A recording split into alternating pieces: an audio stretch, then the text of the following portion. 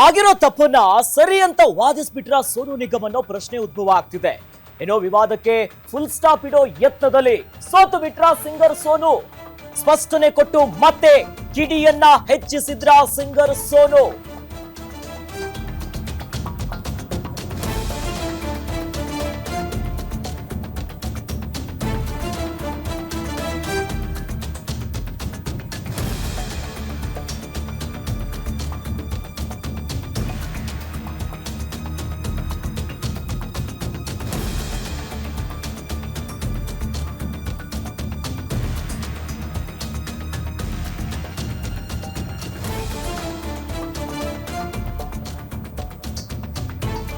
Sonu Nigam clarification ಅನ್ನ ಒಪ್ಪುತ್ತಾ ಇಲ್ಲ ಕನ್ನಡಿಗರು. ನನ್ನ ಭಾಷೆಗೆ ಅಪಮಾನ ಮಾಡಿಲ್ಲ ಅನ್ನೋದಾಗಿ ಗಾಯಕ ಹೇಳಲಾಗ್ತಿದ್ದಾನೆ, ಈಗಾಗಲೇ ಹೇಳ್ತಿದ್ದಾರೆ. ಆದ್ರೆ ಪಹಲ್ಗಾಮ್ ದಾಳಿಗೂ ಕನ್ನಡ ಅಭಿಮಾನಕ್ಕೂ ಏನು ಸಂಬಂಧ? ಇಡೀ ಕನ್ನಡಿಗರನ್ನ ಎಳೆದು ತಂದಿದ್ದು ಯಾಕೆ ಅನ್ನೋದಾಗಿ ಈಗ ಪ್ರಶ್ನೆ ಇಡ್ತಿದ್ದಾರೆ. ಸ್ಪಷ್ಟನೆ ನೀಡಿದ್ರೂ ಕೂಡ ಆ ಮೂಲಕ ಮತ್ತಷ್ಟು ಚರ್ಚೆಯನ್ನ ಹುಟ್ಟಾಕ್ಸ್ತಿದ್ದಾರೆ. ಸೋನು ನಿಗಮ್ಗೆ ತಲೆ ಕೆಟ್ಟಿದೆಯಂತ ಕನ್ನಡಿಗರು ಈಗ ಕಮೆಂಟ್ ಮಾಡ್ತಿದ್ದಾರೆ.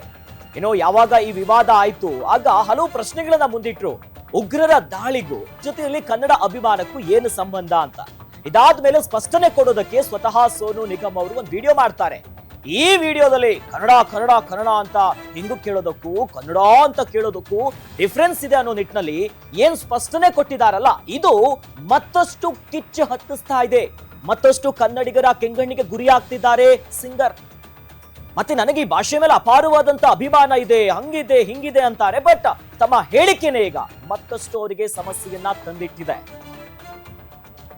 कन्नड़ा कन्नड़ा कन्नड़ा कन्नड़ा और एक होता है कन्नड़ा कन्नड़ा कन्नड़ा।